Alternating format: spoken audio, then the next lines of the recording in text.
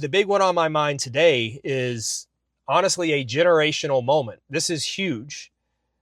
Alex Jones recently did an interview with Tucker Carlson, and they posted a summary of that interview and the link to it on Twitter. In the comments of that, some groypers were asking and pressing Alex Jones, hey, we've been asking forever. When are you going to have a debate with Tucker Carlson and Nick Fuentes? When can we get these two figures in the same room, whether it's an interview or a debate, whatever you want to call it? We want to see these two hash it out. Squash the beef, if possible. Exchange ideas. Everybody has wanted that for years. They've both taken shots at each other on their respective platforms. Recently, Tucker Carlson, with his interview with Candace Owens, called Nick a gay kid living in his mom's basement, weirdo, said he holds these dark anti-Semitic beliefs. That's not what we need. And then obviously Nick has attested for a very long time that Tucker is compromised, that he is a Fed, that his father was obviously a significant figure in the CIA for decades, that it's not a coincidence that Tucker goes on to be the largest voice for the mainstream conservative movement on Fox News and then on his own platform, that he's traveling the world allegedly just as a journalist, just asking questions, but he's sitting down with the leaders of some of the most important countries in the world. This goes back all the way into his young 20s years being in Nicaragua. Nick has always found it very suspect that Tucker has been completely aloof to Israel's subversion of America, the Jewish question, for his entire career up till 2 years ago. First time I think he ever demonstrated any even willingness to engage with the subject is when he had on Thomas Massey, and it wasn't Tucker bringing it up. It was Thomas Massey saying every single person in Congress has an AIPAC babysitter. And then he had on John Rich, the country music singer, who talked about how Christian Zionism is obviously anti-biblical, anti-Christ. And then I believe he also had on Glenn Greenwald, who talked about the war in Gaza and the atrocities and how this whole conflict didn't begin on October 7th. Okay, you got to go all the way back to the founding of Israel, the half a dozen wars, America's support for all of those things. Yes, AIPAC is a significant portion of that. And so over the last 2 years, Tucker has platformed and allowed some Israel critical conversations. He didn't take the lead in those. He allowed other people to broach those subjects. And then only in the last 6 to 12 months has he himself taken a critical of Israel stance, specifically, though, limited to the governmental behavior of Israel. Their Prime Minister, Benjamin Netanyahu, their far right-wing Likud party currently in power. He has a problem with those things, but he is always quick to remind us all he loves Israel as a nation. He's been there many times. It's the Holy Land. He has no problems with Judaism. Anybody who thinks there's this like network of Jews who are controlling other countries or global influence or anything like that, that's dangerous anti-Semitism. We need to avoid that at all costs. And so this is what Nick has always been pointing out, that Tucker has served as a gatekeeper or a pressure release valve on the Israel subject to this point. Now, I didn't really think it was ever going to happen, honestly, that Tucker would ever sit down in the same room as Nick. I mean, just a month or two ago, he was calling Nick a Fed, a gay kid in his mom's basement who just has this anger towards Jews that's completely irrational. Before, even recently, Tucker would have never broached the subject of America being intrinsically a white nation. Yet here we are in the last month, I see this real Tucker saying something that I have said every day for the last 4 years, that Nick has said every day for the last 10 years, that David Duke has said, who else? That Jared Taylor has said, Sam Francis has said. The white identity aspect of the young conservative movement that we care so much about, he never would touch that, not with the 10-foot pole. He might make vague references to heritage Americans or the global South migrating into America or Europe, but he wouldn't simply say non-white. he wouldn't use those words or that vernacular because he didn't want to be called racist. And he would say things like America has to be a colorblind meritocracy, where anybody's welcome here so long as they work hard and work ethically. We're trying to aim towards something like a working class populism. That's what we want. The identity of America has nothing at all to do with its ethnic or racial fabric. So long as you obey the Constitution, then you're welcome here. That was Tucker Carlson's political point of view for 20 years. And then just in the last month, I see this reel of Tucker Carlson saying these exact words.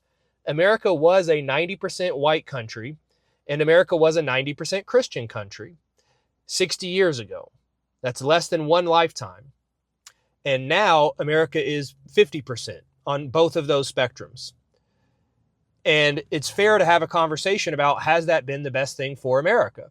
Okay, that is my exact talking point. Watch any of my interviews, literally any of them. There's a dozen of them or more that I've done on other people's platforms, people I have interviewed on my platform. I've said it countless times in my own vlogs. That core recognition of the demographics coming straight from the United States Census Bureau. Go fact check it. It's there. 1965, America's a 90% white country. They passed the Hart-Celler Act. They changed the immigration quotas from being focused on Western Europeans in particular to now allowing Chinese, Indians, Africans, Arabs, whoever wants to come here. And the same is true for Christianity. You can go look at Gallup polls, religious participation surveys in America. They show that 90% of America was Christian. Those are just objective facts. They're empirically provable. And yes, it obviously matters when those change. I've said these very basic statements for every single monologue I've done for years now. And I would have been called a Christo-fascist. I would have been called racist, white supremacist, Nazi, etc., by Tucker Carlson, or by Matt Walsh, or by Ben Shapiro, or by Glenn Beck, or pick whatever mainstream Con Inc. influencer, political talking head you want. They would have never allowed you to say America was a majority white country. It must remain a majority white country. It must be led by white people because it's a nation founded by and for white European people. That is not a kosher talking point in conservative ink. Never has been. Suddenly we have Tucker Carlson using our exact language. So complete and utter victory, vindication, by the way, for us Groypers who have been standing on these values and been uncompromising and saying Tucker's not there yet. Matt Walsh isn't there yet. Doesn't matter how based they sound when they talk about Austin Metcalf getting murdered by this black teenager, or talking about black crime in general, or talking about the problems with immigration from the global South or whoever else.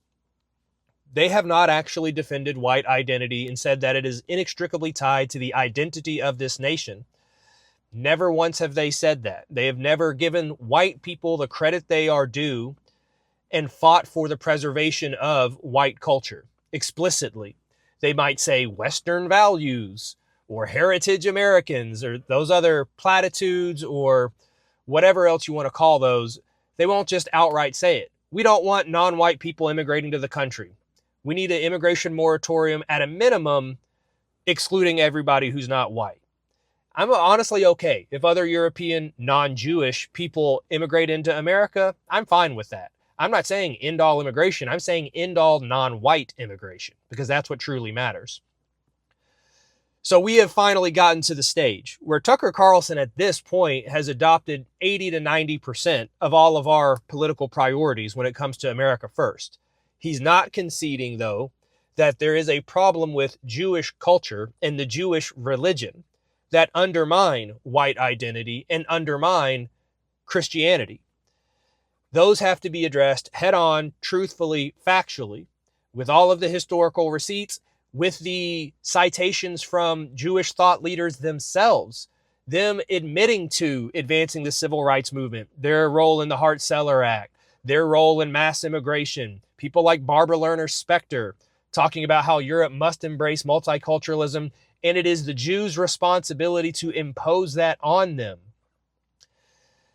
And so we are here. Like, we are finally here, where Tucker has been pushed so far to where he has to have the conversation now.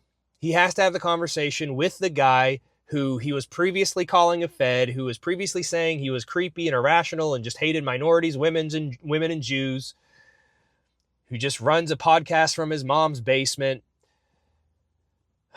He's finally now cornered into having to have the conversation. He doesn't want to have it. Trust me. He would not have fought it this long if he was genuinely open to the concept of free speech, free exchanging of ideas, the marketplace of ideas. May the best, most thoughtful, most provable, empirically, rationally, biblically ideas prevail. If that was honestly how Tucker Carlson felt, he would have talked to Nick years ago. But that's all in the past now, because Alex Jones has said on the record now that it is in the works. And we don't know exactly what that means. Does that mean it's coming out this week? Is it going to be a live interview, pre-recorded? My guess is it's going to be a live debate on InfoWars between the two of them, hosted by Alex Jones, moderated by him. And on that subject, I want to go through a few points that I really want this debate to include. This is the most important part of the vlog, okay? The conversation to me is useless if Nick doesn't honestly go on the offense and honestly be quite antagonistic towards Tucker Carlson. And he has every reason to do so. And frankly, so does Tucker towards Nick. Nick has been calling him a Fed for years. Nick has the receipts where Tucker lied about his understanding of his dad being in the CIA, where that was like, oh, suddenly news to him. Yeah, well, previously in prior interviews, he said he knew that. So I want Nick to press Tucker quite hard on a number of different subjects, and I'm going to go through those now. And this is basically my grading criteria of when this interview drops or debate, whatever it is. These are the questions that I want to see brought up, that I want a confrontation over. And I'm sure they're going to broach many other subjects. They're going to talk in detail about Israel, Benjamin Netanyahu, AIPAC. But that's going to tie into a couple of things that I want to go through here. So to knock these out, first and foremost, you both need to address the elephant in the room. You're both calling each other feds. So what is your rationale for that? What is your rationale for that? Maybe I can shine some light on some contradictions there. Maybe I can explain myself a little better. Maybe that we can come to a mutual understanding that, okay, maybe it's not so much that you're a Fed. We just ideologically disagree. I didn't know that part about your history. Oh, that makes more sense now. I didn't know the full lore behind what happened to you. Maybe we'll see a little bit of grace between the two of them. We'll see. But I want that addressed, not necessarily in sequential order, but at some point they need to talk about the elephant in the room. There's reasons why Nick has been calling you a Fed. And Tucker Carlson said on his show multiple times that he has proof Nick Fuentes is a Fed. Okay, so where's the proof? I mean, why not say that in this debate? You said you have proof that I'm a Fed. What's your proof? Are you going to point to January 6th and the fact that he wasn't charged or imprisoned? Nick has talked about that at great length. Maybe Tucker can explain a bit more about his dad and his past and his globetrotting endeavors that seem to be a lot more than just, oh, I'm a guy asking questions with my microphone. So address that. Second up, let's just call a spade a spade. Tucker, did you really not know about the Israel lobby and Jewish influence for 20 years? With your dad being in the CIA, growing up in a governmental family, participating in mainstream politics, being involved with Washington, D.C. for 20-something years, you didn't know about the Israel lobby and how powerful it was? It was news to you when Thomas Massie came on your platform and talked about their relationship with the individual Congress members? Why is it that I, who have been involved in politics for 4 years, found out about that as one of the very first things? Why is it that in 1987, Ted Pike came out with a documentary called The Other Israel that talked about AIPAC and their influence? This information has been out there for 40-something years. It's been out there ever since JFK. JFK had a problem with it. Before it was AIPAC, it was the AZC. Surely Tucker has looked into the CIA files about JFK's assassination. Surely he knows the context of the assassination and Israel's motives for perhaps wanting to have JFK assassinated. Surely he's seen the redacted papers that tell the FBI to redact the portions that refer to Israel and their potential involvement. Surely he's seen those things. You know he's seen these things. You know that Tucker Carlson knew about the Israel lobby and how powerful it is for a very long time. Very long time. Our country is at an inflection point. We can all feel it. And now is not the time to be a physically, mentally, or spiritually weak man. I've spent the last 10 years creating a blueprint for unfucking your life up, and it's a lot more than cleaning your room. How to achieve physical, mental, and spiritual mastery gives you a layman's understanding of how to master dieting and exercise, get the most out of your time, build ironclad mental fortitude, and leverage your faith to become a role model among men, something we desperately need right now in this time of war. I break down how to create a sustainable, flexible diet from scratch, how to organize your fitness routine, supplementation, and I dispel many myths and provide many red pills on dieting and exercise. The book is on sale right now at beholdentotruth.com for 20% off. Or you can get a free copy if you're a founding member of my Substack, which would also include a one-on-one 30-minute session with yours truly where you can ask me anything. Go to beholdentotruth.com right now to become the man that you were meant to be and the man that we desperately need you to be.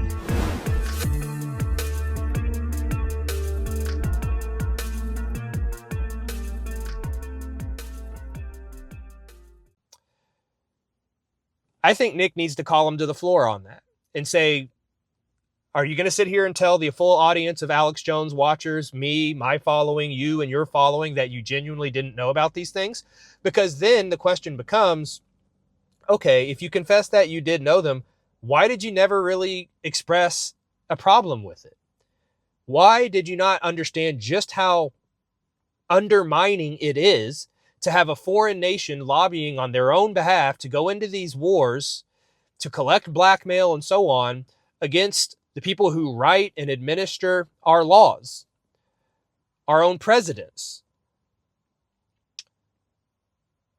How did you never understand that that's like an urgent priority for you to address as a journalist, given the privilege of operating on Fox News? And before that, I think he was on MSNBC. You know, like, it's just not believable. Nobody is going to believe that you didn't know about Israel's role in their relationship with America for the last, ever since he's been alive, going even further back to his dad's lifetime, going all the way back 100 years. It's just not believable. You have to have known and you have to have been complicit. Okay, maybe if you just want to confess, yeah, I knew about it, but I was working at Fox News, which is owned by Rupert Murdoch, who's a personal friend of Benjamin Netanyahu. And it is what it is. I got my guardrails. If I wanted to keep my job, I couldn't talk about those things. I felt like I was doing other important, relevant work, talking about the Democrats and the woke and exposing all these other problems. And okay, maybe I underestimated their influence. Okay, just be honest or make up some lie. But the conversation needs to happen. Tucker, seriously, you didn't touch this subject for 20 years. And now, only in the aftermath of October 7th, in the aftermath of decensorship on X and Rumble and TikTok, now you're finally touching it. Got to call a spade there, you know. Next one up, and this is the perfect conversation for Nick to have. Nobody can have this conversation as eloquently, as confidently as Nick can. You got to talk about JD Vance, the PayPal Mafia, Peter Thiel, the artifice that is JD Vance, aka James Donald Bowman, his fake name, his fake political career, his fake private sector career. honestly calling out the fact that he's married to an Indian woman, yet he claims to represent heritage Americans, Appalachian Americans, America first. That's what he claims to be all about. Well, what happened to America first in your own household? Do you really expect us to turn away Indian immigrants, your own family, for the sake of protecting America's homogeneity? Are you really going to be the guy who can stand for those things? How about your relationship with big and little tech and Peter Thiel and how much you owe him for everything in your life? What is your role going to be when it comes to the moderation and governance of artificial intelligence, spying, knowing that your primary benefactor for your entire life, his wealth is derived from Palantir, who is obviously also owned by a Jew who has helped facilitate the genocide in Gaza and is also helping to facilitate the surveillance state here in America. I mean, there's a million different talking points about J.D. Vance and why this is perhaps the single worst person we should elevate to national leadership, who is currently only a heartbeat away from being the president of America. Nick needs to go hard on this subject, and I'm really hoping he does, because he's infinitely more articulate about it than I am. And so Tucker personally lobbied Donald Trump to pick J.D. Vance.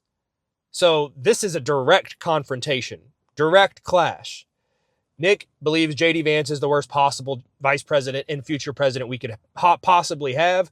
Tucker Carlson went and advocated for J.D. Vance to become the vice president and future president.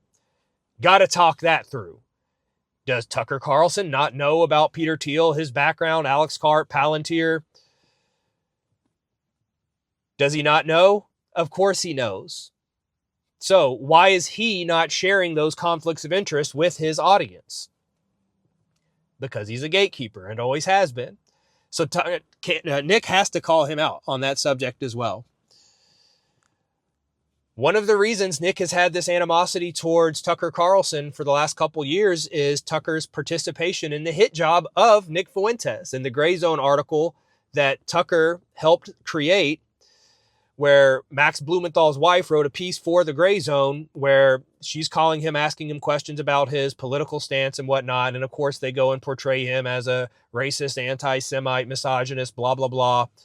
And according to Nick and Nick's sources, this was nudged by Tucker Carlson. Tucker Carlson saw Nick as a rising star, as somebody who is politically dangerous to the Zionist Israel first agenda of Con Inc., the entire GOP.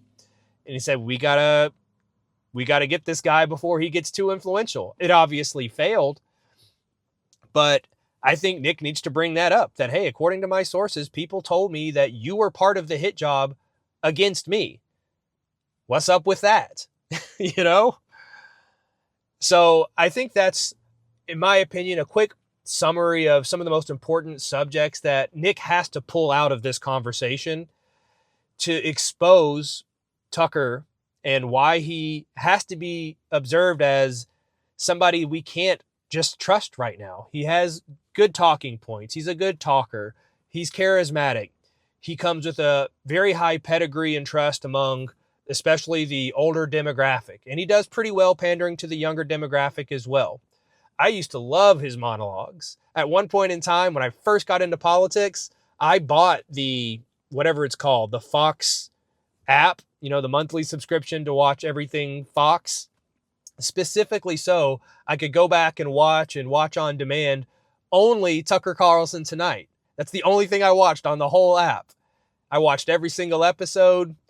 Eventually, then I obviously graduated into a better understanding of the world, courtesy of Nick Fuentes and other people. And then I canceled my Fox membership shortly thereafter. But Tucker has a huge audience, millions and millions and millions of people. And he has the trust of the older demographic who are still fighting us on white identity, on the patriarchy, on Jewish influence.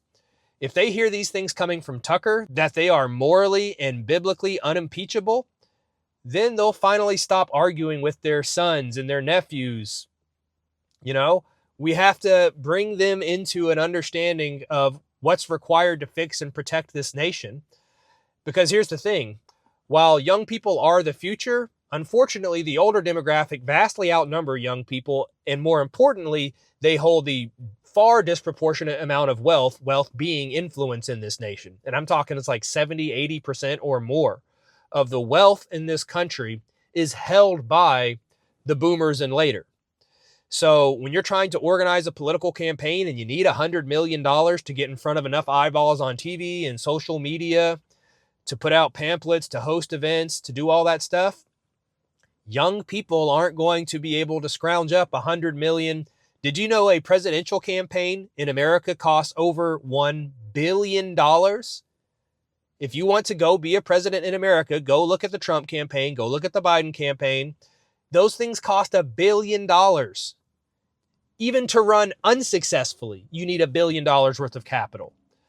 Okay, that's not going to come from college kids. Certainly not high school kids. Certainly not people in the early stages of their career.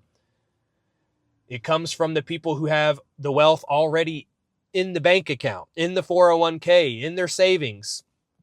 People who have investments and dividends. So we need Tucker to reach that audience. Nick is doing a phenomenal job reaching the young audience. If the two of them can find enough common ground and not turn it into a mudslinging thing, which I don't think it will. Tucker tends to not do that, especially as he's gotten older. And Nick has always been cordial, especially on large platform debates. So I think it's possible. Those are the criteria. That's what I'm looking to see. This is the Super Bowl, you guys. It really is. All these other interviews have been leading up to this one. I mean, I can't think of a bigger interview for Nick to do other than sitting down with Donald Trump, because there is nobody else more influential in conservative politics. He's done Alex Jones countless times. He's done Glenn Greenwald plenty of times. He's talked to Andrew Tate plenty of times. He's done Myron Gaines, Candace Owens, all of the other smaller influencers. He's on Bradley Martin. He's reaching the people who aren't even political. He did the Nelk Boys. You know, this last year has obviously been the upward trajectory of Nick being slowly brought into the mainstream, but still with a high degree of distrust and an active attempt from Tucker Carlson, from Candace Owens, from legacy media to keep him away. And this is probably going to be the moment where he breaches containment. Once you've had a sit down with Tucker Carlson and it goes at least okay, it doesn't go poorly, you don't come off as irrational or hateful or anything like that, the floodgates are already almost open. But after this, assuming the interview goes well, which I'm basically 100% sure it will, as long as the interview happens, we are in for a wild ride. Mainstream Nick Fuentes collaborating with Tucker Carlson, that is inconceivable to a 2022 Groyper, 2023 Groyper. Honestly, even last year, I was saying things like, and this is why Tucker Carlson will never allow Nick Fuentes on his show. You'll probably end up seeing things like Nick Fuentes, Matt Walsh, Nick Fuentes, Michael Knowles. Probably not Ben Shapiro, but more and more, we keep winning. We keep winning. So there's a lot of optimism. Hopefully you guys see that exuding from me. I don't know when the interview is going to drop / debate, whatever it is, but I will be watching like a hawk and I will do a full breakdown of it. I'll take notes during it and say what I like, say what I wish they would have went further on, give them each their due credit. Until then, you guys, we just got to wait anxiously for this generational moment. But I hope you appreciated the breakdown of those two different events. In the meantime, I got to get myself in here. Got to have my, what is today? Shoulder day. Got to finish this pre-workout. Got to get back to the grind. We got 2 days left on the YouTube ban. So I'm recording this today, October 13th, October 16th. And it should be live in a day or two. I think 2 days. The 18th is when the 14-day ban is up. And I got this vlog. I got the last vlog. I got the rest of the Ken O'Keefe interview. I got the Calvin Robinson interview. I got a lot of content that I'm going to hit you guys with when my ban is lifted. hopefully we'll get back to accumulating new subscribers on YouTube very quickly. And Beholden to Truth will continue to scale, and we'll do our part in the America First mission. If you want to support Beholden to Truth, go get yourself a Save Europa or an Anti-Zog tank top, hoodie, t-shirt, whatever you need at beholdentotruth.com. You can also support my Substack. That's where I drop my long format interviews, my long format documentaries. You get early access to those, exclusive access to those, uncut, unedited. You can't even see the full Ken O'Keefe interview on YouTube because it got banned. You want to see the whole thing? You want to see what was so controversial that we talked about that YouTube had to ban me for 2 weeks and obviously take down the video? Yeah, you got to get your Substack subscription. You want to see the remastered copy of my second documentary, America and Israel, Jesus and Judas? I released this on October 14th, 2023, okay? So 7 days after October 7th happened, I made a full-length documentary saying, all right, this is about to be an enormous genocide. They're going to use this to go to war throughout the Middle East. America's going to get pulled in. It possibly will escalate into World War III. Oh, here's a history, by the way, of Israel's subversion of America, the USS Liberty. Here's the Samson option. Talking about my personal struggle. I was talking about getting banned back then. Time flies when you're having fun, doesn't it? 2-year anniversary of America and Israel, Jesus and Judas. Remastered copy, looks way better, much better soundtrack. I took you guys' feedback, redid the entire documentary from scratch. I went and found the original A-roll, found new B-roll, new interviews from Ken O'Keefe, edited that up last week. That is now an exclusive on Substack for you as well. So that's how you can help out the platform. Get yourself some merch from beholdentotruth.com. or get yourself a subscription over at Substack. Obviously, like, comment, subscribe on any of my platforms. Over on Instagram, we're at 107,000 followers. Blowing up. All right, you guys.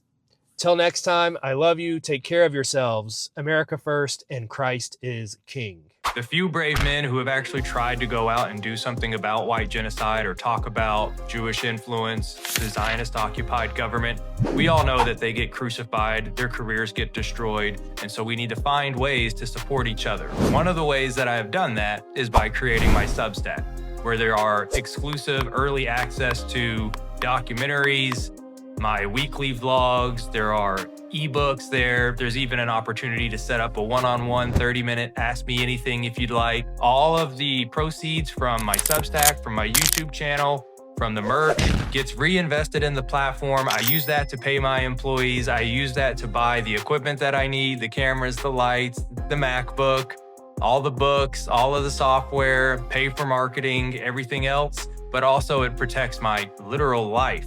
So if you want to help out, please do head on to Substack, get yourself a subscription. Thank you. I appreciate it. America first, and Christ is King.